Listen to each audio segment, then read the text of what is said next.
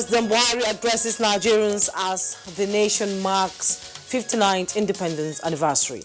I believe that the vast majority of Nigerians would rather tread the path of peace and prosperity as we continue to uphold and cherish our unity. 10 entrepreneurs get startup capital as second edition of National Youth Empowerment Summit ends in Abuja.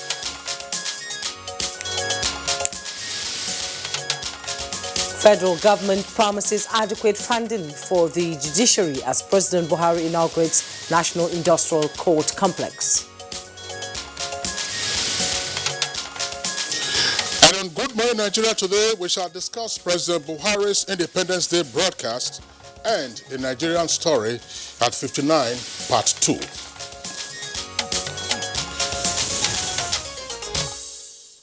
Today is 1st of October, a day when Nigeria got her independence 59 years ago from Britain.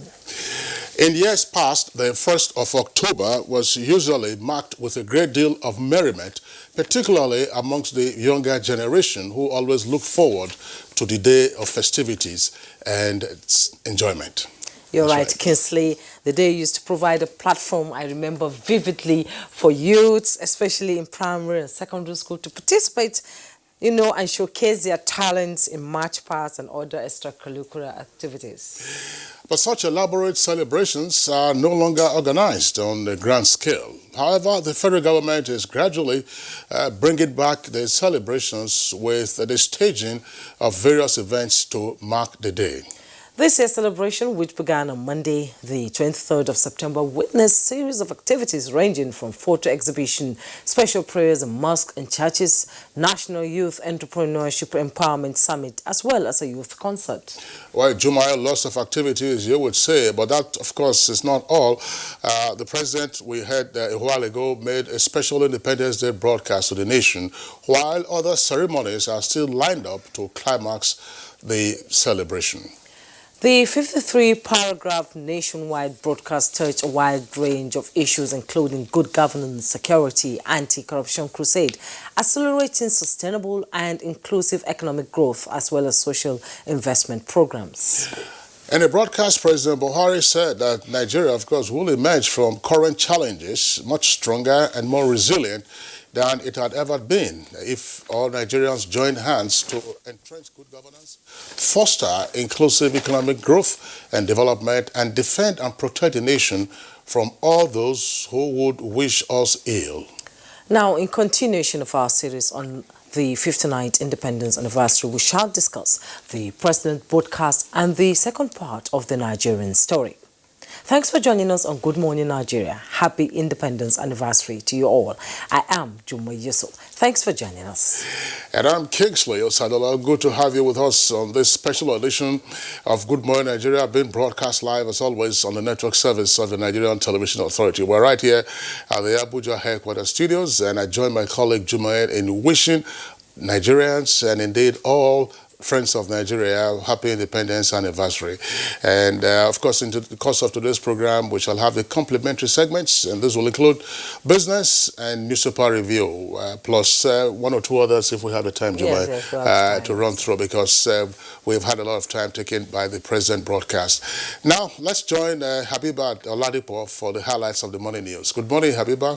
Good morning, Kingsley. Good morning, Jumai. Good morning, Nigerians. And here is the morning news. President Muhammadu Buhari says time has come for all Nigerians to bury their differences and work assiduously towards achieving a united, prosperous and purposeful nation. He is optimistic that in the face of the 21st century opportunities and challenges, Nigeria will emerge stronger and more resilient than ever. The president, in a nationwide broadcast marking the nation's 59th independence anniversary, also made a clear case for combating corruption at every turn. We shall continue to invest in education, health, water and sanitation, as well as food security, to ensure that the basic needs of our teeming youth are met, while providing them with every opportunity to live peaceful, prosperous and productive lives. I will also call upon all Nigerians from every walk of life to combat corruption at every turn. Together, we can overcome corruption and will no longer be a country defined by corruption. The United States of America President Donald Trump has extended his warm regards to the people and President of Nigeria, President Muhammadu Buhari, for the 59th Independence Anniversary celebration. In a statement issued by the American Embassy, President Trump described Nigeria as America's greatest partner in Africa. He said Nigeria and the U.S. share common goals on expanding trade and growing economic relations, as well as partnership in the fight against terrorism. President Trump applauded efforts of the Buhari administration in kicking out Boko Haram and ISIS West Africa. 10 youth entrepreneurs have emerged winners of 1 million naira each as financial grants and startup capital in the second edition of the National Entrepreneurship Empowerment Summit organized by the Buhari administration to mark Nigeria's 59th independence anniversary. Vice President Yemi Oshibajo, who was represented at the event, says the program will be sustained to impact on more Nigerians. Release your creativity and pursue your dreams so that you can play your part in the building of our dear nation.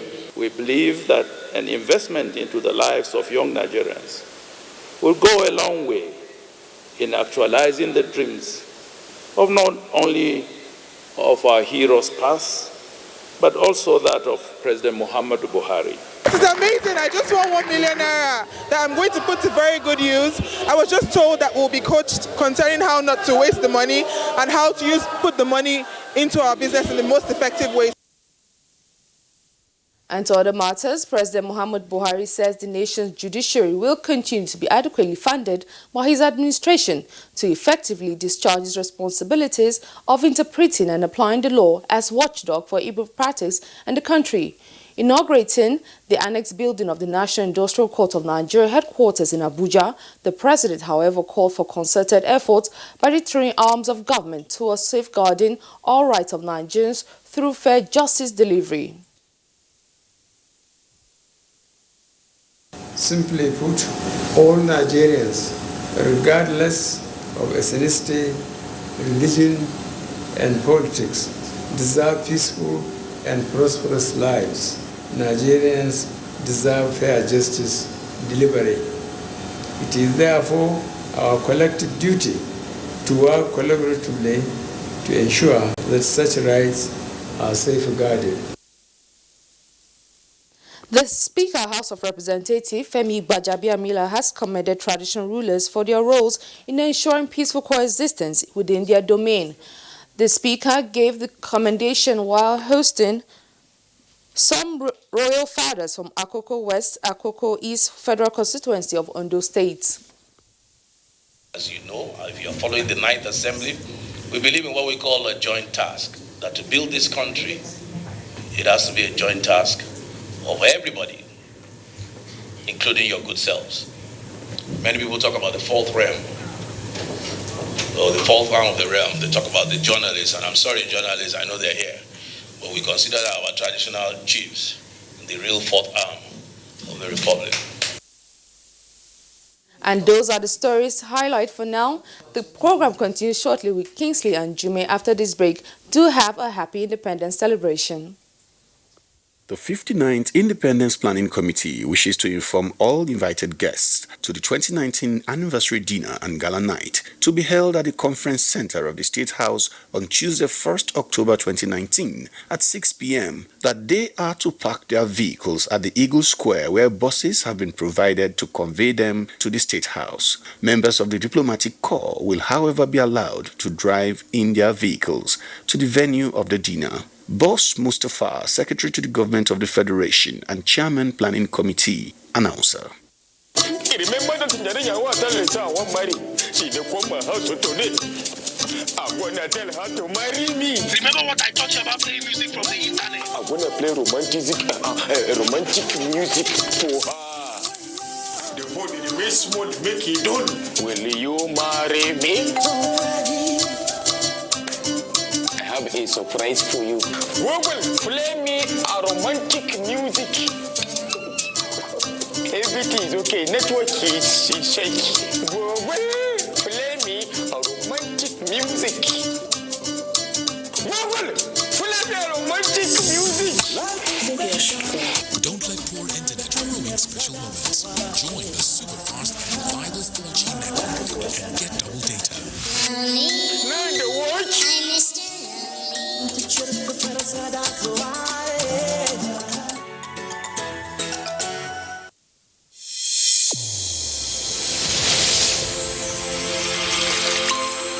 The new edition of TV Guide is out, exclusively taking a look at the traditional television and new media. Are they comparable or complementary?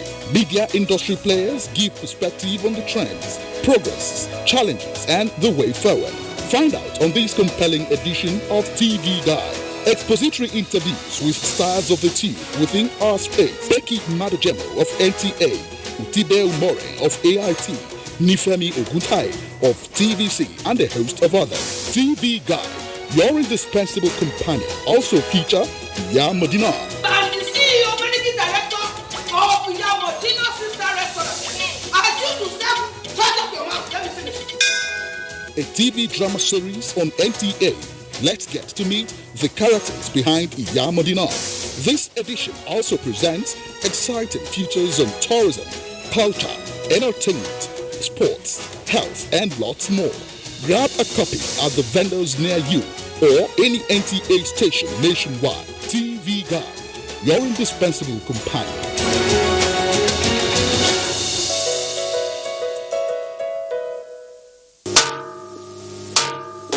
You don't reach 50 years now. When that program they call village headmaster begin. You know the program now. That program when all of now they run, go home, go look for my television. I want you now to formally tender your apology to Headmaster Ali for causing him so much embarrassment. Now 50 years now.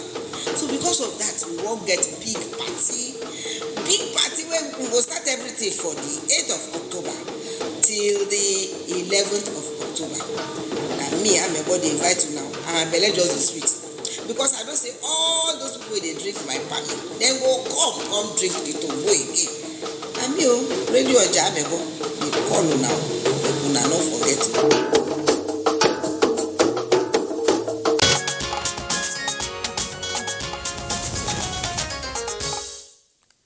Welcome back. Time now for business news. Abdul Karim Zurmi has details.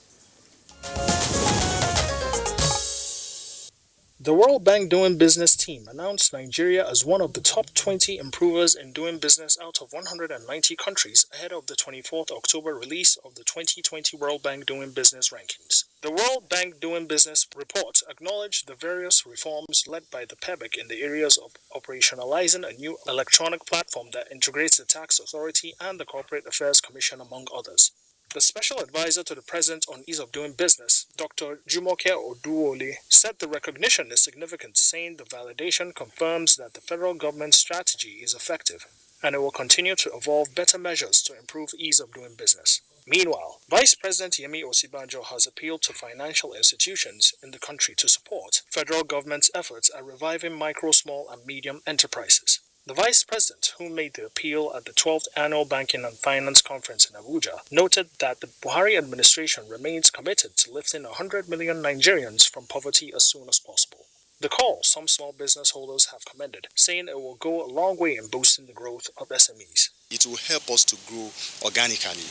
Aside growing organically, it will also help us to develop talent. It will also help us to develop technology. We will leverage on innovation, we will leverage on creativity, and we will advance as the practice continue. In the meantime, the federal government has supported 6 startups in Edo with 5 million naira grants through the National Social Investment Programs Initiative. In another development, the Securities and Exchange Commission has issued new rules on registration of fixed income existing securities. The fee structure which applies to the registration of existing fixed income securities is to provide clarity on applicable fees on registration of existing fixed income securities for domestic issuers, among others. Next are the closing figures of trades on the floor of the exchange.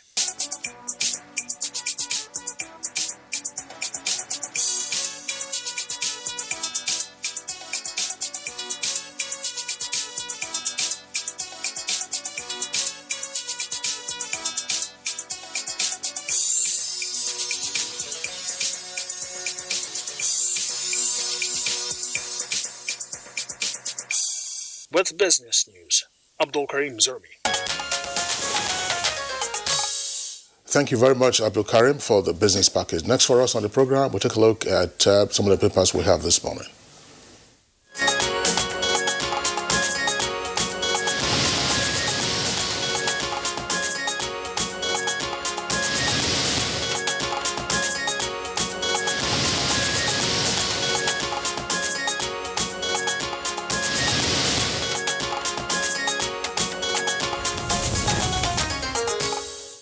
And our newspaper reviewer, Bayo Tiobi, is in the studio. Happy Independence Anniversary, Bayo. Thank you, Juma. Good morning. Good morning, Kinsley. Right, Bayo, good morning, Nigeria. Happy 59th Independence Anniversary. Okay, Juma. So we'll begin today's review of the papers with the Blueprint newspaper. Just beside the masthead, you can see we now receive 100% remittance from Discos. That's coming from TC and Boers. Just below the masthead, Nigeria, 59 years of back and forth. With, that's on page 12. And mob set 3 kidnappers ablaze in Abuja. You find that on page 18. NDIC stakeholders lament Islamic banking constraints. You find that on page 34. Buhari to Nigerians on 59th Independence Anniversary.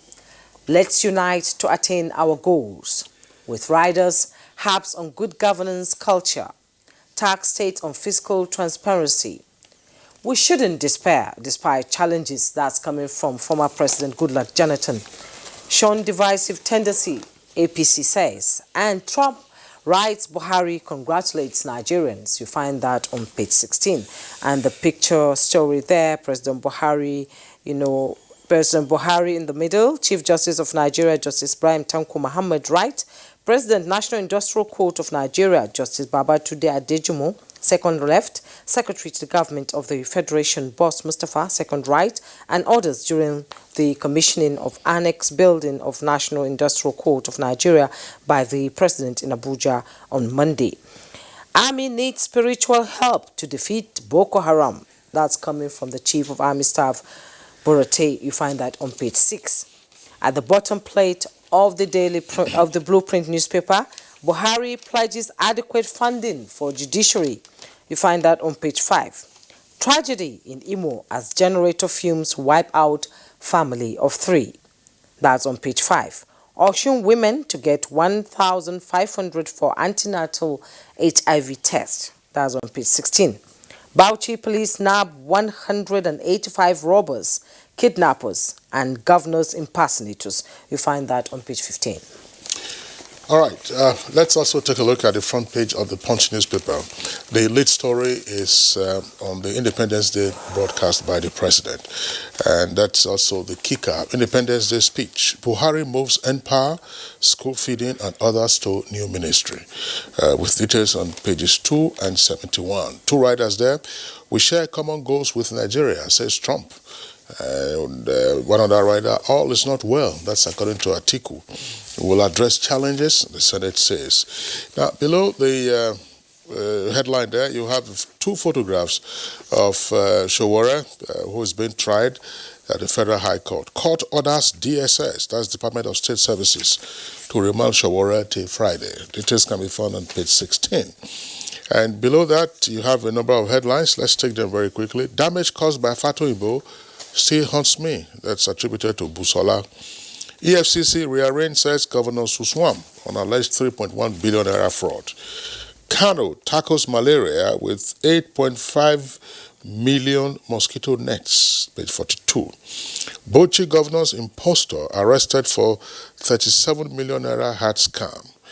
Infection hits Queen's College again. 1,000 students leave school. Details on page 8. Oshibajo meets Benue and Ebonyi governors over boundary dispute. Details on page 14.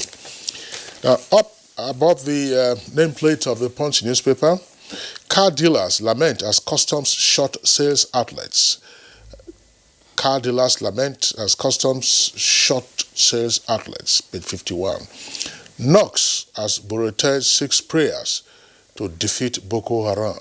That's page 8 of Punch. Federal government plans 4.6 trillion naira borrowings and debt to hit 30 trillion naira. Page 51 also of the Punch newspaper. And 2 earpieces beside the nameplate. NYC approves white shoulder-length hijab for core members. That's page 68. And on page 51 in greater detail, South Africa approves commercial flights for Air Peace. Ayo. Well, let's concentrate on the 59th independent anniversary. President Muhammadu Buhari has enjoined Nigerians not to despair, but to be more resolute than ever, because the future of Nigeria is very bright. In a nationwide broadcast, the president emphasized that the present challenges will give way to a stronger and prosperous Nigeria. There are 5 key points that the president emphasized. One of them is that the president called for unity for all to enable the nation benefit from the good governance, inclusive economy, and to defend and protect our nation. He also asserted that the administration would uphold the right of expression and association. However, where purported exercise of such right infringes on right of other citizens or threatens or undermines the national security, firm and decisive action will be taken. On the issue of discourse, he says, yes, it's good to have national discourse on politics and religious issues. However, we need to make sure that it is healthy. So, and we must remember our past lessons so that we don't tread the path that of distrust and hate that eventually always lead to hostility and destruction. He emphasized also that Nigeria supports free trade. However, any kind of trade that will undermine job creation in Nigeria will be frowned at. On P and ID, he says all those who were involved in it will be held accountable. Senate President says Nigeria has come of age, and everybody who is in Nigeria and across the nation, there is much to be proud of and being in Nigeria. Speaker Gbajabiamila also urged Nigerians that as a nation, we are better together. As a nation, we should continue to pray and sustain our unity, and we should see our nation as indivisible, irrespective of our current challenges. The People's Democratic Party also hails Nigerians and says that the party calls on all to be patriotic and stand up for unity and survival of Nigeria. The All Progressive Congress says we should shun divisive tendencies. As a nation, we are better together than we are apart. The president of the Christian Association of Nigeria also says that there's nothing anybody can do. Nigeria must all put all divisions about them. God has already put our destiny together as a nation. We need to accept that as a reality and embrace one another and work hard. So there is optimism across the nation, and the hope is that the nation that is united, that is reconciled in oneness, has the challenge of rising to the highest peak of its endeavors. Thank you so much. Yeah, we have, but there are other headlines we read. So yes, well, from the courts, you now have the situation whereby the convener of revolution now was presented in court yesterday. The Department of State Services charged him with 7 counts, which includes treasonable felony, cybercrime, and money laundering. However, there was demand for his bail, but the defense counsel argued that the court should grant him bail. The prosecution refused on the grounds that already the bail granted him after the 45 days has lapsed, because now that he has been produced in court, there was no need to talk about bail, and the bail that was granted him has lapsed. So all the entreaties by the defense counsel that the order of the court was not upheld was overruled. Justice Ijeoma Ojukwu ruled that now that he has been arraigned, the earlier bail granted has lapsed. All right, now there's the other story about Queen's College. Yes, Queen's College, this is the second time that is coming up, and it's very worrying. The last time, it was infection from the water supply system. This time around, I'm not quite sure what it is about, but then something critical must be done about that, because that can cause serious hazard to so many students who are in that environment. The other danger is what happened at Dutse Alaji yesterday. One chance, which is a highway robbery that is becoming prevalent in Abuja. Unlucky 3 of them had chanced one lady. She raised alarm, and the chancers were pursued. Unfortunately, they stopped a car. Rather than hand them over to the police, they set them ablaze. The consequence is that this thing is prevalent from Maraba up to Bega Junction, up to Kubwa, up to the airport road. You have them there. But the concern is this. All along this route, you have police vehicles stationed. And sometimes they don't notice these things happen. So it will be better if the police vehicles move along the road so they will see these victims that are often thrown outside of the car and they will be able to help and, if possible, pursue them. Because standing stationary, they will not know what is happening along the highway. In fact, that's what happened yesterday at Dutse Alhaji, which is on the outskirts of Abuja city, that the robbers who were operating in typical one-chance fashion had pushed their victim out of the vehicle, and some Okada riders, that's to say bike riders, saw what happened, and the presumption was that this was a typical mode of operation of the one-chance robbers, and they gave the vehicle a chase and blocked the vehicle. And of course, raised alarm, and unfortunately, there was a mob justice that occurred there. Now, for the Queen's College, the incident is happening within a couple of years, since the last reported one that occasioned the death of 3 students of that institution. It appears to me that this is a public health issue. Now, if the school is overwhelmed, as appears to be the case, first there's the Lagos State Ministry of Health, and there is also the Federal Ministry of Health. The report is already there in the papers. Pupils have been leaving the school. About 1,000 of them, a number of them were reporting at the sick bay. So if the school is already overwhelmed, then the public health authorities should move in if they need to fumigate the entire compound or premises or campus. They should undertake that and proceed. The sanitation and the water system. Right. And of course, there are also the report of the knocks as Buratai is seeking prayers to defeat Boko Haram. It's said to have organized a special prayer session, or seminar for the country to be able to overcome the threats of Boko Haram. Boko Haram is an unconventional war. Conventional soldiers cannot win conventional war. You will recall that the insurgency that started in Afghanistan started with Russia, and up to today, America is there, all of them are there, and it's still going on. So out of the frustration, that's why you call it for prayers. But there has been positive development combined by the Nigerian military and the Joint Military International Task Force. They are actually decimating them. But the pressure last week was that they were dispersing into Sudan and Central Africa Republic.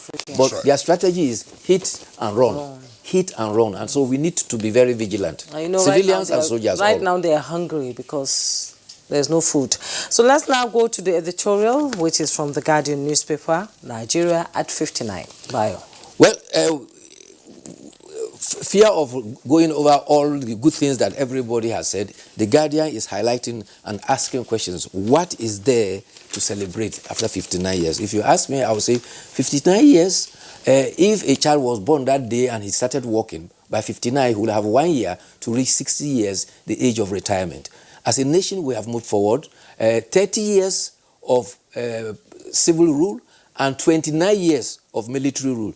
If we blame the military for dragging us back, we now have at least a year and 30 months more than the military rule we have. We need to begin to get our acts together. What the Guardian is raising is that we need to look at our place of Nigeria among nations. Nigeria should overcome the idea of a cliche being the biggest nation on Africa, the hub for all the black race, and sit up and meet the challenges of respect for Nigeria and Africa. And he concludes by saying that the world will not respect Africa until Nigeria ends that respect. All right, Baya Toyebe, we'd like to thank you for being around. Once again, we hope you enjoy the rest of your day, which is Independence Day celebration. Thank you. Okay, it's still Good Morning Nigeria on the network service of the NTA. We're taking a short break now. When we return, we'll get into our conversation segment. First, we'll have our guests discussing the broadcast a moment ago by President Muhammadu Buhari, plus the second part of the Nigerian story at 59. The board management and staff of Nigerian Shippers Council felicitate with His Excellency Muhammadu Buhari, JCFR, President of the Federal Republic of Nigeria, and the good people of Nigeria on the 59th Independence Anniversary celebration. We wish His Excellency and his cabinet God's guidance in piloting the affairs of the nation to the next level. Long live the Federal Republic of Nigeria. Signed, Management.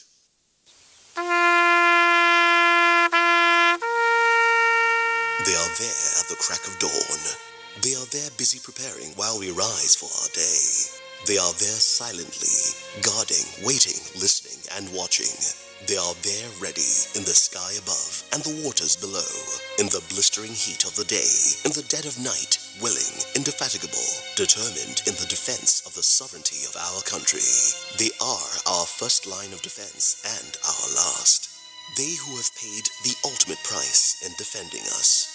They are fathers and uncles. They are mothers and sisters and girlfriends and boyfriends. They are brothers and cousins and best friends and neighbors. They are classmates, colleagues, and citizens of this nation. They are our defenders and deserve our respect, our prayers, our thoughts. Nigeria, please support our armed forces. Dear Mommy, you went out that night with the baby in your tummy, but you did not come back. The baby is very fine and she eats and sleeps a lot.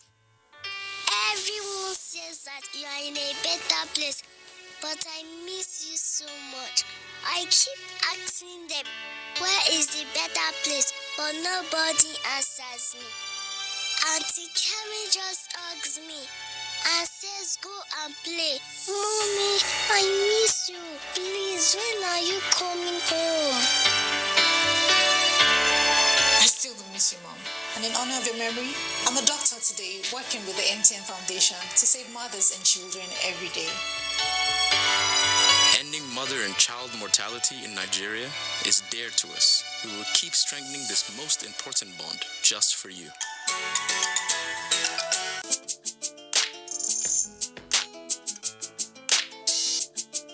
The NTA ETV Annual Expo is here again. This time, it's the 13th edition with the theme Promoting Unity and Innovations in Youths as Agents of Change through Science and Arts. It promises to be captivating as youths across the nation showcase their unique skills and innovations in science and arts, make new friends, and showcase their rich cultural heritage. Join us at the NTA Headquarters Arena, Area 11, Garki, Abuja from Sunday 20th October to Thursday 24th October 2019. For more information, participation, and sponsorship, please call these numbers.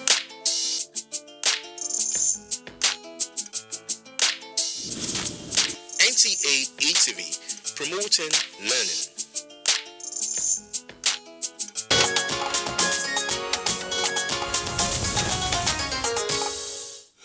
About an hour ago, President Muhammadu Buhari, Commander-in-Chief of the Armed Forces of the Federal Republic, delivered his address on the occasion of the 59th Independence Anniversary of the Republic. We have guests with us here in the studios now to discuss that issue, plus the second part of the Nigerian story at 59. Let's first welcome Malam Garba Shehu, Senior Special Assistant to the President on Media and Publicity. Malam Garba, pleasure to have you, and happy Independence Anniversary. Same to you. I appreciate. All right. Also here with us in the studios, we would like to welcome His Excellency Dr. Chris Akomas, a former Deputy Governor of Abia State. Your Excellency, pleasure to have with us right here in the studios. Thank you, and happy Independence Day. Okay.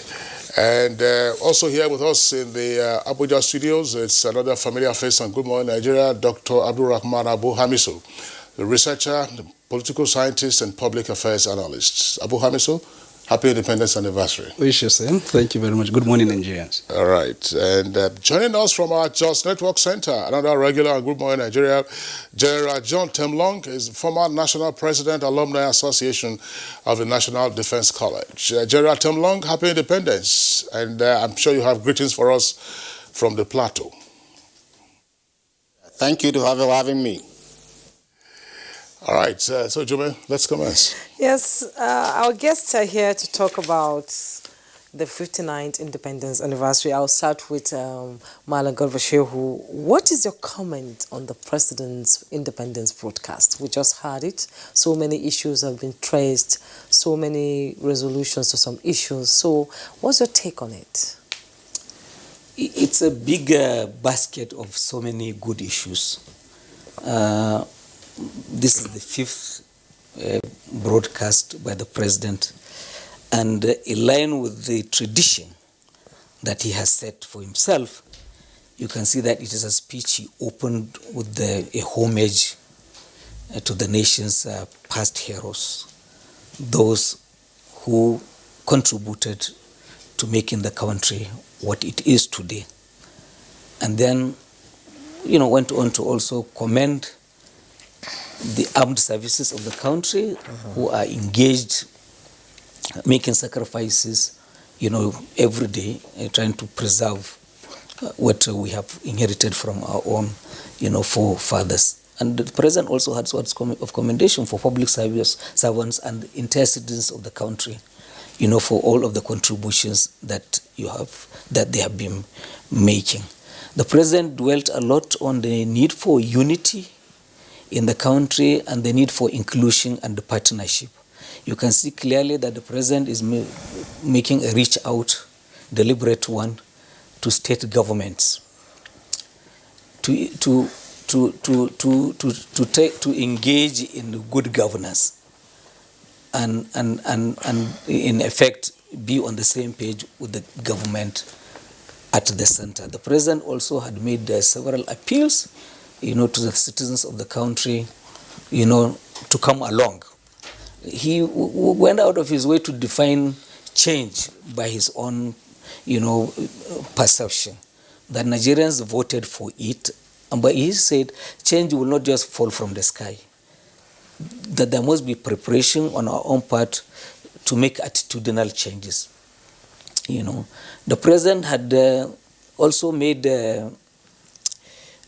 accountability, had served his function of accountability as a leader of this country. He had rendered account of what he has done on the major policy, issues on the basis of which he believes he was elected into office. He dwelt on matters of security, how far we have come, how well we are doing, and what is being done currently to, particularly, he cited the police that is being restructured, the recruitment of about 10,000, constables, and the police trust fund, which he said would help, in the funding of these. The President also had given accountability in the area of corruption, in giving serious warning that we cannot continue with business as usual. There will be penalty and the consequences for wrongdoing on matters of corruption. I would also think that it is important that the President had offered what I will call carrots and sticks in his broadcast. Carrots in the sense of saying, well, we respect free speech, we'll abide by it. We subscribe to the African Continental Free Trade Agreement, but the President gave serious warnings also, for instance, that we are not going to allow, unpatriotic citizens, to pull down or to undermine the efforts we are making to feed ourselves in terms of agriculture through smuggling and all of that. And he warned particularly, the use of technology, and to undermine consensus that has been reached, disregard for the country's past history. And so therefore, while citizens are free, to engage in discourse and debate on matters, there must be respect for issues that are believed to have been settled, a long time ago. There are so many things that he did that must essentially raise aspirations of our citizens, which is the very essence of a national day broadcast in the given circumstance we're in. All right, Malam Gabashew, thank you very much. Let's bring in now Dr. Chris Akumas.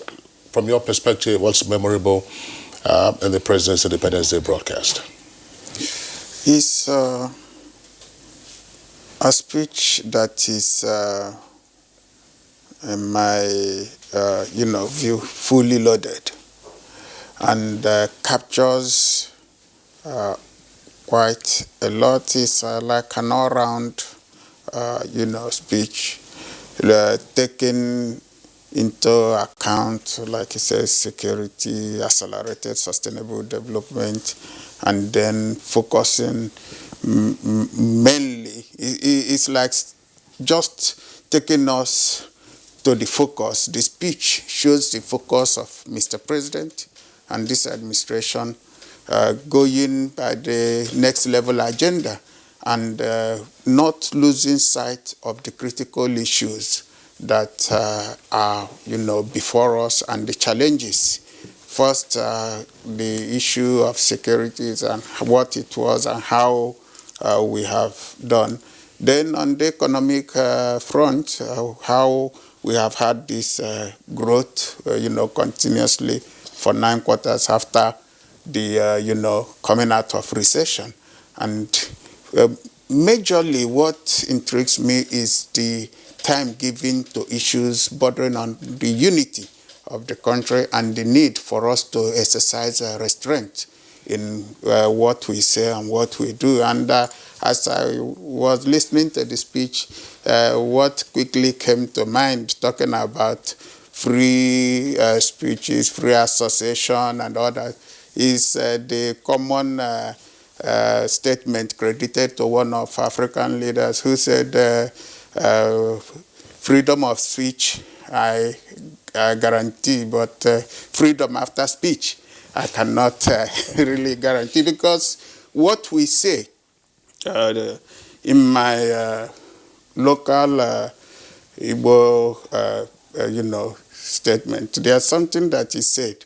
When you are saying things or doing things, make sure that what you say will give opportunity for you to still relate and reconcile with the other person. Don't do things or say things without considering that it's with words are very powerful, and how we say it, how we present it matters. So there was that emphasis on that, and to say the truth is one of our problems now, and referring that, linking that up with what is happening with technology, apart from the issue of cyber crimes and all that, all these fake news and, people using technology, which is good. We have the positive and negative sides of everything, but pushing the negative side of it so far as to destroy what we have is a big issue. And going right down to the point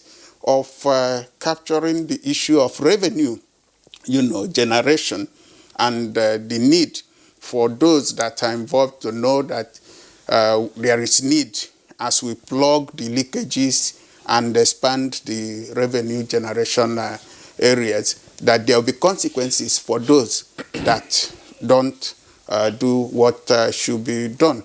But recognizing the contributions of all, from our past leaders, the founders of the nation, those that are working now, those that have been working, and going forward, looking into the future as it affects our feeding ourselves, making use of our own things, and then focusing on things that will enhance the growth of our economy, targeting the youth and the women, talking about all these programs and the creation of the new ministry to make it more robust and more focused is something that is great. And when we look at the problem of exporting jobs by importing things that we can grow to feed ourselves, I said to myself, this is like telling us, hey, my people, stop doing what you are doing now. Because what we've been doing over the years is that you have your own pot of soup, or let's say plate of soup.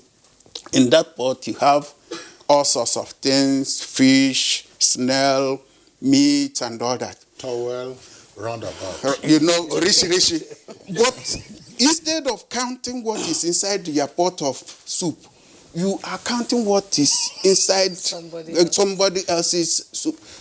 And that is the problem, because you can never, from your position, count correctly and exactly what is there. But because you have abandoned your own, you won't be able to be focused and manage it well. And so I think that is just a short summary of the whole thing. Let us hold what we have, count it well, use it to advance because it makes for better dignity, integrity. And the speech is for me, really great. You can't say everything to detail, but it captures this, and it's a lesson for us, and it's a path for us to know this is how to go, where we are going, and this, I remain focused. There is no deviation from what the agenda has been, but now to say, let us all working together. And the point of what the P and ID scam is and what it means to what has been happening to us is something for all of us to learn from and to work towards ensuring that things like that will never happen, and that we will win this war and win it. We must. Is an important statement. Thank you, Dr. Chris Akomas. Dr. Abdurrahman Abu Hamisu, let's have your opening comment on the president's speech. Well, it all depends on who is relating with the speech. The speech is a chronicler of events that has taken place from the founding fathers to where we are today. It is equally an account of what the government was able to do in the last 4 years before it was re-elected. It was also a note of warning, yes, that every action will elicit some level of consequences. So there's a shift from the previous speech of last year? Yes, and for me, this is what is appealing to me, because governance is about consequences for every action. And that came out clearly, because that is what we were looking forward to seeing in the administration of President Muhammadu Buhari.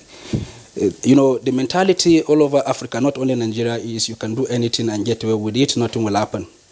So if today, despite the Continental Free Trade Agreement, Nigeria is shutting its borders to say, look, the right things must be done. We're not saying we're not going to do business with you, but we're saying that the legal framework governing businesses must be obeyed. And that was one thing that we took for granted when the president took over. He's a process person. And because he's a process person, we usually feel that the president is too slow and that he's not acting very fast. But despite all of this, you could see that in rendering account of what he has done, he could tell you about corruption. We've signed mutual assistance agreement with other 59 countries that we have this mutual agreement with to really treat issues of corruption beyond the shores of this country. That is institutionalization. We know in Nigeria that the problem has not been lost, but the implementation. We will come to that. But again, having the framework in place is something that is very, very good. For instance, apart from the ad hoc and arrangement for the treatment of humanitarian crises, as well as disaster management and then social development that has been disseminated in various ministries, now it has been brought under one umbrella as a ministry. This shows capacity for problem solving and understanding issues to provide solutions. So for me, the speech is fully loaded. It gives accounts of what government was able to do. In fact, like the issue of social investment program, it is something that we've been implementing in this country, but the result has been dismal. This is the only time that you could hear people saying that, okay, they really benefit from something like that. And if you look at the governance model of the president, when he was talking about rebounding from recess, using agriculture to grow the economy, now it is something that we expect to see taking a step further within the context of the next level agenda. Because if you've tried something, and I love something that the president said, it's a learning from the mistakes of the past. This is humility in governance. The arrogance that goes with people in authority to say we know it all, if not all, nobody can do it, we've never committed any error. I think that in itself shows that the government itself is learning. So the speech is fully loaded. It talks to our challenges. It talks to the way forward. It talks to what the government is doing now. It talks to what the government is going to do in the future. And it talks about the new, I will call it the new strategy. And the strategy is simple, that there is consequence for whatever action. I want to see this extended not only to our neighbors, but to ministers and government appointees, to say that you are not guaranteed your seat until you are able to do the work you are supposed to assist Mr. President to do. So I was expecting to see that in the speech, but it isn't there. But I know that there is a framework for delivery, and then that framework is with the SGF, and that the government is going to monitor the deliverables, because it is the sum total of these deliverables that go into the national wealth, and which we measure whether positively or negatively. For instance, what is happening with our borders? What is happening with our borders is a collaborative effort that is driven by the leadership of the customs to say, Mr. President, this is the right way to go if we will continue to create jobs for ourselves. So for me, this is the first time I'm seeing a speech that is multidimensional, that is speaking to so many issues within a very short period of time that people can relate with, and then it is out there for us to engage with. All right, Abu Hamisu, thank you very much. Let's go over to General Temlong in our Just Network studios. General Temlong, let's have your take on the President broadcast. Thank you very much, Kingsley. And I think what my co-contributors have said in the studios is something that was shifting, and I think what should have been captured as the speech would have been State of the Union address or State of the Nation. I think we should progressively move away from this independence broadcast to a State of the Union or State of the Broadcast address, because that is what probably the President has tried to do to encapsulate what the situation is at now. And I want to commend the aspects that our heroes past have been duly given their pride of place. I think what has been happening in the past is because when we decision history from our school curricula, our heroes past became something that was out to with the old national anthem. Now, our gallant men and women of the armed forces and security forces and civilians counterparts who have paid the supreme sacrifice and who are daily out there to keep us safe have been duly recognized. And I think that is good, because that is an added impetus for people to know that when you are serving your country diligently as a patriotic officer or soldier, you are being recognized by the country and recognized by the highest authority. And so we wish too that Nigerians too should follow in that line to recognize our heroes and those who are fighting day and night and paying the supreme sacrifice to keep us safe, to allow us to sit down here and discuss today. Be that as it may, I think the aspect of security was well dealt with, but I think we need to go beyond that, because when people heard that the President talked about giving the police 10,000 slots to recruit, that is not a number that will even make anybody happy, because if you take at 36 states without even excluding Abuja and give an average of 17 local governments per state, which some you know have 44, 30 something, even just an average of 14, it means you are recruiting only, you are going to send only about 16 policemen to a division or a local government. And that number will not do anything with what we have today. The major problem we have with crime prevention in this country is the inability or the lack of capacity by the police to be able to police the country well. And you can see even from your network program is that people have resorted to jungle justice. Yesterday you said 3 people were burnt in Abuja there. Why? Because there seems to be lack of absence or the absence of justice. And when people perceive that there's absence of justice, it's not out of the fault of the police. Their numbers are inadequate. The courts are even inadequate. So you have a problem where people resort to self-help, which is dangerous for the country, because that way innocent citizens are being caught sometimes and being punished this thing, but nobody has a right to wrong a wrong with a wrong, right a wrong with a wrong. Nobody has that right. So we should look beyond that. And I'm happy to what he has addressed. Some of the problems in disaster management in this country has been endemic. Year in, year out, we hear that floods, people are being raped, villages rendered homeless. I recall in 2001, when I was at the National War College, which is now National Defense College, our theme was on disaster management. And my own study tour group went to Russia for a study of their own system. And we found out that it was a full-fledged ministry that was responsible for disaster management, which was just almost under the Ministry of Defense, because most of the first responders you have something to do with the capability and capacities that is endowed in the armed forces. Yeah, so what they have done now, if we have created a whole ministry to look at that, I think we have moved forward in the right direction. But I think the important thing is that government is a continuum.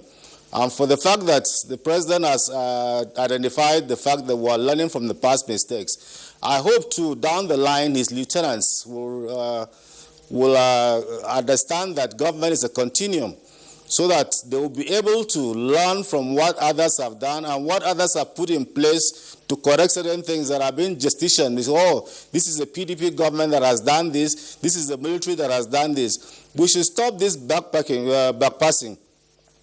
After independence, the backpassing was on the British. Yet the British left infrastructure that were being used in this country. And either we couldn't cope or we couldn't improve on them. The railways were running, P&T was working, mails were delivered in people's homes. Here in Jos, milk could be ordered from Vom and they would deliver fresh milk in your home, just like in London, and all one not. The civil service was working. At the end of the year, the accounts of governments was balanced. Law and order was the order of day. You see, there was a great respect for the state. When the civilian government came, we started passing all the blames on the British. When the military came, we started passing all the back on the civilian administration. The same thing, we keep back passing. Now we must learn to face our future with hope and trust. We must learn to make sure that what we are out to do as a nation, we must learn from the mistakes. We should know where we are coming from, where we are now, and where we are going to. And the most important thing is that there has to be sanctions for misdemeanors. Nobody is above the law. We are seeing what is happening in America and Britain now, where there's rattle in their government. It should be the same thing here too. That government officials must be held accountable, Nigerians must be held accountable, and there must be a performance yardstick where if you do not meet that performance, you should be shown the way out. The question of recycling must be looked at. Yes, there are experiences. How do we gather the other many Nigerians that are out there who can actually help in nation building? We must open the political space. We must open the space for other Nigerians to come in and give in their dues to contribute to the development of this country. And we must, as a nation, continue to make sure that peace is a work in progress. National unity is work in progress. It cannot be assumed. It's just like when you marry a wife, you have gone to the registry or to the church or the imam and sit down, you think, oh, you have married her. No more courtship. Those nice words and niceties that you used to give her, taking her out and the rest will stop because she's your wife. And you think there'll be love in your house. No, your house will not be. So we must make sure that national unity, peace and development are work in progress that will make sure that every Nigerian seems to have a sense of belonging. There has to be righteousness and justice that is available to all Nigerians. And I want to commend the president for capturing all these things. But the important thing is that those who are working with him must key into his vision, must key into what he is saying. It's not just a speech that will be done, but a speech that should be studied and see how in each ministry will come up with. The diversification is fantastic because if you go down the line and see what has been our population growth over the years, we have never gone beyond 2 million barrels and the rest, and yet we have been depending majorly on a budget on oil. So when you diversify to the extent that we're able to rely more on agriculture and what God has given us, the creative arts and the Nigerian, developing and investing in the human capital that we have, and the youth balls that we have, managing it in such a way that it becomes something of a national asset, not a problem for the country, not a national security problem. We will be able to go beyond what those who think we cannot go out of this country. So definitely we must work towards actualizing and changing the youth population that we have into a productive and into the asset that the nation needs, because the human capital is the most important capital for any nation. And God has blessed us with a vibrant youth population that we must harness and make them very, very productive. All right, thank you very much, General Temblong, there for your reaction to the President broadcast. Well, gentlemen, let's also look at the other aspects of the President broadcast. Obviously, as comprehensive as it is from the comments that you have said, perhaps the speech might have made a few other additions or a few other subtractions. So that's part of what we'd like to evaluate. First, Dr. Chris Akumas, tell us something from your perspective. There are three issues I would like to place on the table. The first is as follows. The President broadcast appeared to be shadow boxing on three issues. One, intergovernmental relations. Considering the major challenges that the polity faces from the subnational entities, that's to say the state governments and the local governments, whether in the conduct of local council elections, whether in the finances of local governments, whether in the state House of Assembly, these are matters, of course, that everyone in the country who is concerned with public affairs always talks about, that state governments and local governments are not sufficiently imitative of the federal government in terms of the direction of the nation and how we can boost our national wealth. Did the President appear to have touched on that sufficiently? That's one. Second point, we also have this issue relating to international relations, foreign policy.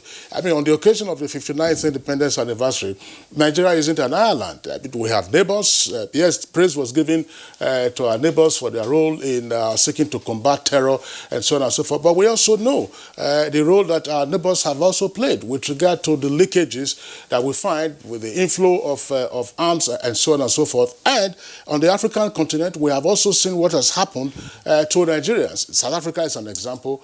So Nigeria's relations with the rest of the world, that appear to have been a moot point. And the third issue, of course, is population. As I said, the President recognized the fact that, look, our population is both a challenge and opportunity, but what should be done seems to be vacant. Thank you, Kingsley. You see, when I made my first statement, I said there are, a number of issues that may not be captured to detail, having taken this is a 53-paragraph speech, and if you look at it, you see that issues of power was actually brought to fore, and the emphasis on the need for the growth to be effective only when we can achieve this, and that is why this partnership with Siemens and the German government. The issue of our the militancy and oil theft in the case of bunkering and all that, then you come right down to this point that you have just made. Oh, the President just came back from the 74th United Nations General Assembly, and a lot was done on that stage, talking about foreign affairs, for international relations and all that. So maybe I wouldn't know, but if any statement for me was going to be made, it would have been also a kind of one-paragraph statement, because the details and what has just happened is like taking our holistic foreign affairs issues to the United Nations, talking about what is happening with other countries and relating with them. So, yes, there are issues that may have been captured that were not captured. For me, the other part that was not well captured is the issue of what the government is doing with our businessmen and business in Nigeria that have been contributing a lot, talking about PPP and all that. That was not, given the kind of distance. But these are things we have been on talking about them, looking at the inauguration of the Economic Advisory Council and all that. So it may appear too repetitive, coming back from the 74th United Nations General Assembly and then coming from all this that we have just done to go back and dwell on those. There is no one speech that can take everything. I think this really tried to capture quite a lot. All right. Thank you very much, Dr. Chris Akumas. Just before we give the opportunity to the other guests to also respond to whatever gaps might have been observed in the president's speech or what feelings that they would have with regard to what they think the speech ought to have covered, we are going very briefly down to our State House correspondent, Jide Onifade, who is there to give us a situation report at the Aso Rock Presidential Villa on the change of guards, which is part of the activities marking the independence anniversary today. Jide, good morning. What's the situation report at the villa? And Jemma, good morning as well. Kingsley, today is Independence Day. I expected you to be on white and green attire, but you are in blue. Well, you'll tell me the reason why you put in that later. But here at the Presidential Villa, the stage is set for the Presidential Guard parade. And you can see, as you can see, just right behind me, outside this arcade, you have the guards preparing, rehearsing for the final commencement of the event. The event is scheduled to take off by 10 a.m. Indeed, and by then, all these empty seats are expected to be filled by then. And talking over the seating arrangement here, we have the red seats here. The middle one is for the president, and that of the vice president, the Senate president, the speaker, the Chief Justice of Nigeria, and other officers. Just on the left of the president, we have these white seats here, and this one we will have the service chiefs will be seated here, and as well as heads of military and paramilitary agencies will be here. To the right of the president, we have the green seats, and that's where the ministers will be sitting. And as I'm seeing them, it seems some of them are already arriving, and some guests are also coming in. Just here we have the diplomatic corps, the community, they are all also here. Some of them are already coming in. We can also see other guests just coming in. Now, like I said, it's going to be a great day. And by 10 o'clock, after the guests have all seated, we expected the president will come in and the event will take shape by then. And before then, we expected the guards to be on parade. That's before the arrival of the president. And like you said, what's going to happen here? A lot's going to happen. It's a special day, and what makes this special, because change of guards, happen here every week. It's weekly basis. But what makes this special is that the whole battalion, the 177 Guards Battalion, here presently, and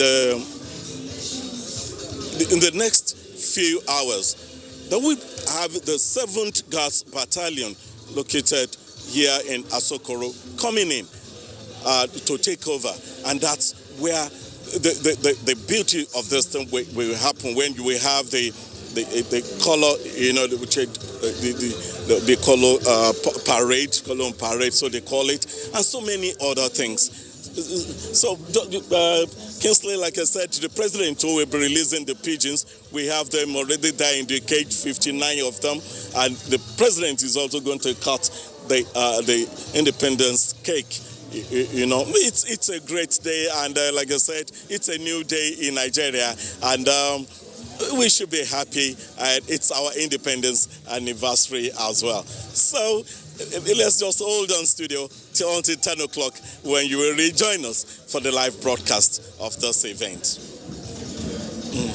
Much, Jide Onifade, as you indicated, we will of course be back to you in the course of the day for the proceedings there at the change of guard ceremonies taking place at the Aso Rock Presidential Villa. Jide Onifade, our correspondent there, thank you very much. Let's come back to the studios here where we still have all our guests, Dr. Abu Hamisu, with regard to the issues that perhaps the speech might have been covered. Well, there is this sector that I would have loved the president to really talk about, which is missing, which is the education sector. Yeah, the president has done a lot in pioneering in some number of ways, areas, sectors, subsectors that are supposed to add value to the economy. But if you are not building the human element that can take advantage or support this very particular initiative, then we'll be back to square one. Our educational system, by its very philosophy, only award people certificate. And it's simple. You are found to be worthy in character and learning, so you are given a certificate. And now the president has come up with a very brilliant idea, which is the Creativity Industry Financing Initiative. They're supposed to give loans to our creative industries. But you ask me, how many creative schools do we have? Sometimes we have this initiative and you don't have the people that will take advantage of this. So for instance, our polytechnics are supposed to produce such persons are gone to teaching accounting, public admin. And what you get from that is certificate, not any kind of skills or creativity. If you go to our technical schools, they are now moribund. The equipment there are obsolete. You can't find anything meaningful. And the economy we are pioneering is an economy that is skill-based. For instance, if you take what the Bank of Industry is doing in terms of loans, you want somebody to come up with a business plan to say, I want to set up rice mill. Now you ask yourself, which of these universities these skills are being taught? So for me, I know the president made an attempt, I think that is ongoing, to reform our curriculum. What is being done in this regard? If you bring 50 young Nigerians together to say, okay, this is a task, accomplish it, I bet you will not find many that will do that. All they want is the bureaucracy to absorb them. And we are saying that the bureaucracy cannot absorb the graduate we are producing. For instance, at a point in time, India was producing 260,000 ICT engineers for global consumption. So this is not production for the national economy. It is a production for the global economy. Now, we're talking about brain drain. For me, I don't see it as a challenge. If, for instance, what Cuba has done with doctors, they realize that the world have a need for doctors, and they are producing doctors for export. But in our own case, we are lamenting. You know why we are lamenting? Because only fewer people go into studying that. And even studying it, the environment is not really conducive. So I would love to see a deliberate policy that align our school curriculum with the kind of national economy we are building. That is one. The second thing has to do with healthcare. I know that in the past there were deliberate attempts to have, at least in every local government, primary healthcare.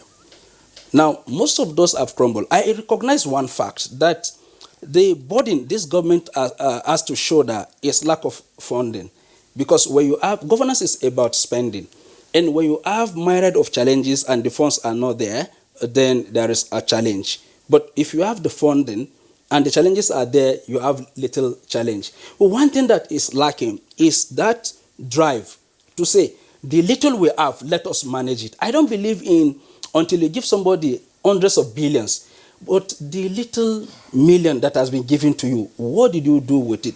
Now, this is one thing that Nigerians are expecting from President Muhammadu Buhari, because people expected him to bring his austere lifestyle measure to bear on national issues. If you look at him, he's not a rapacious leader that consumes without producing. We want to see that replicated in some of these very particular areas. And lastly, in the area of security and combating terrorism. Combating terrorism in Nigeria, I think we need to commend Nigeria on two fronts. One, evolving a deliberate policy that has depleted the number of Boko Haram, which is Operation Safe Corridor. It's first of its kind in the world, and other nations are coming to study it. But for people that are uninformed, they feel that, okay, Boko Haram members are being captured by the government and being released again because they do not know how it works. It is a window of opportunity that has been provided by government for those that have recognized the firepower of federal government and the supremacy of the government and are willing to down their guns. And these are mostly people that have been conscripted, because there are people that were deliberately conscripted, and to keep them within the fold of this very particular group, they send them to go on expedition in their own locality so that people will see them and recognize their face and make it very difficult for them to leave the group. And government is saying, if you drop your weapon, we are willing to rehabilitate you. And that has depleted a lot of number of Boko Haram fighters. Now, the only thing that is left, which is what the president touches mildly, the issue of physical transparency. It goes beyond that. Now, to combat most of these issues we are facing is about anti-corruption. It's anti-corruption in the sense that the people that are given the mandate to execute the mandate of the state are now using their position to extort the people. And in such a situation, there is hopelessness. Now, the security apparatus of the state, for instance, like His Excellency touch on the issue of police. Now, the police is living above the communities. The police is not embedded in the communities. So nobody is exercising any oversight over the police. So, for instance, people take cases to police station, they feel that they don't get justice. So tomorrow, you are not encouraging them to take that case to the court. So they take laws into their hands. So all of these areas are areas that we want to see deliberate reforms that really place the people at the center and speak to the interests of the people. Okay, thank you so much, Dr. Abdulrahman. We'll be taking a break right now. We will return to Jos after this time out. Remember that she come my house today. I'm gonna tell her to marry me. Remember what I taught you about playing music from the internet? I'm gonna play romantic music for her. The body remains small, make it done. Will you marry me? I have a surprise for you. Google, play me a romantic music. Everything is okay. Network is shaky. Google, play me a romantic music. Google, play me a romantic music. Maybe I should go. Don't let poor internet ruin special moments. Join the super fast and reliable 4G network and get double data. Now in the watch.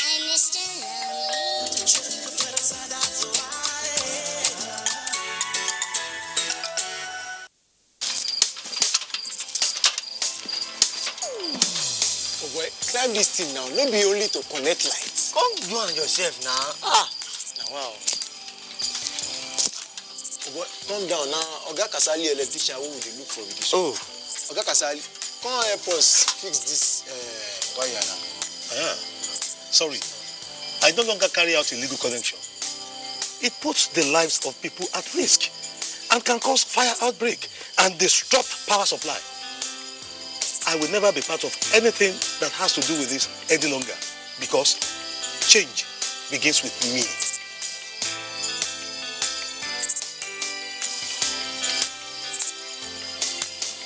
Oh boy, what do you mean talk makes sense?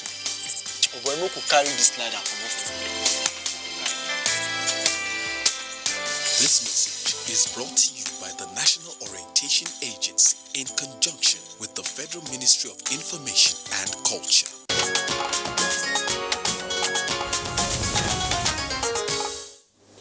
Thanks for rejoining us. We'll be going to Jos now, where General Temlong is waiting.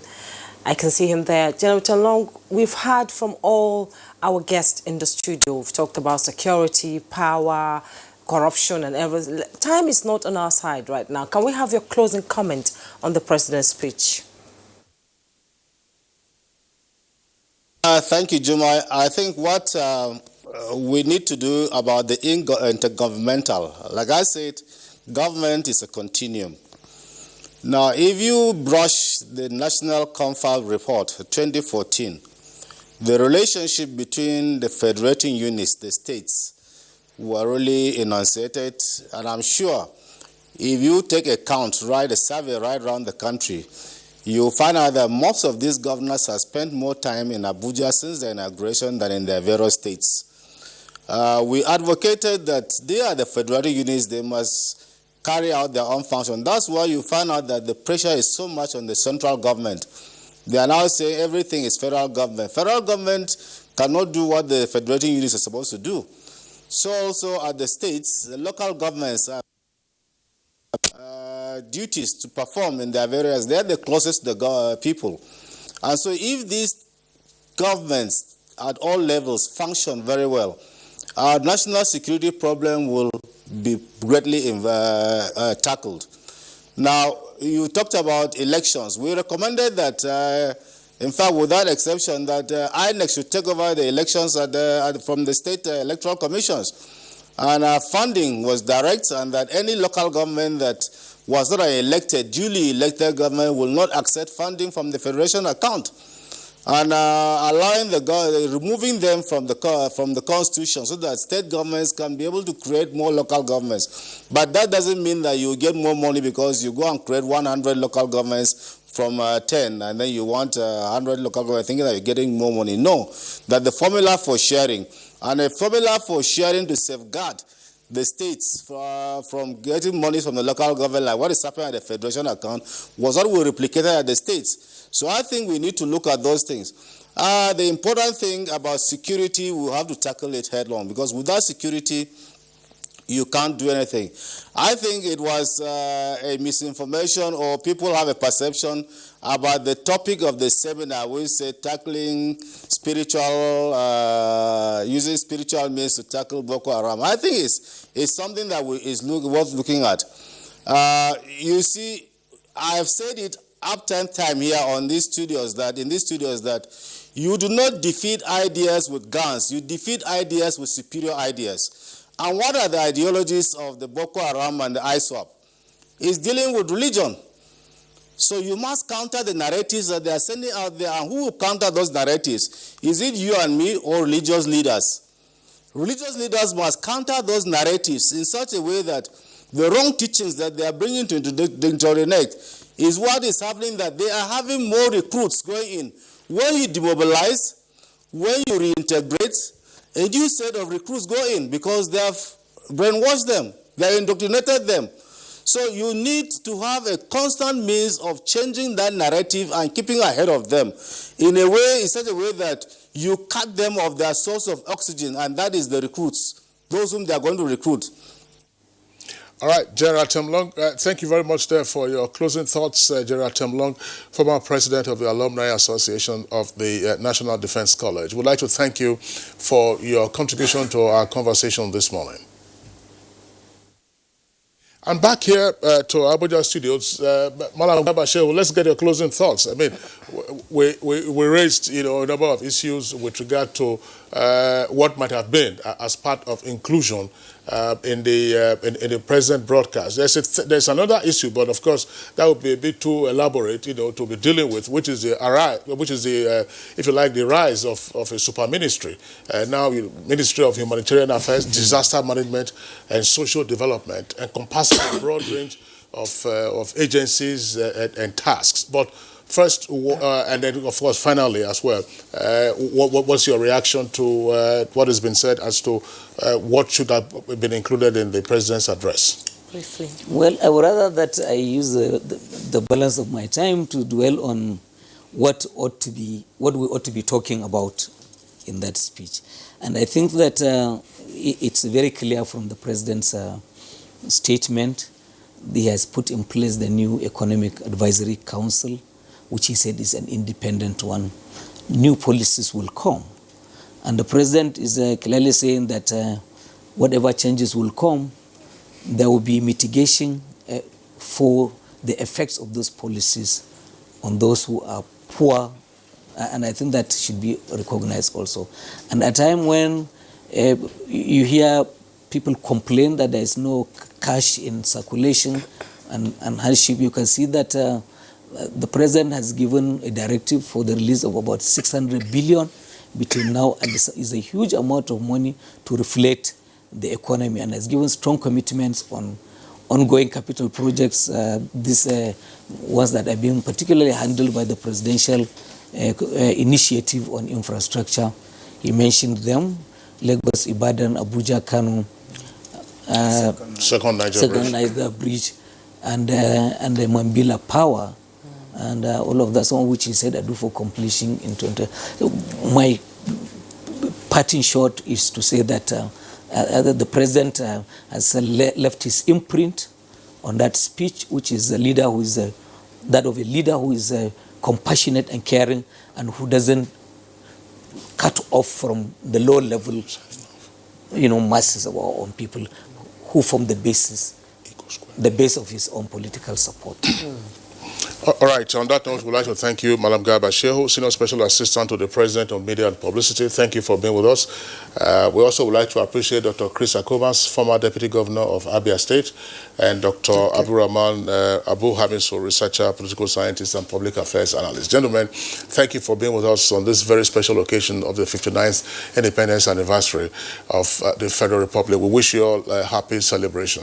So it's on that note we come to a close to this edition of Good Morning Nigeria. I would like to thank you for tuning in. Tomorrow we are back same time, 7 o'clock in the morning. Of course, we'll be discussing other aspects of the Nigerian story at 59. But in the meantime, please be advised that we shall be handing you over to our crew. That's the network crew who will be at Eagle Square in continuation of the Independence Day celebration. Thank you very much. I'm Kingsley Osadolo. And I'm Juma Yusuf. Enjoy the rest of the day.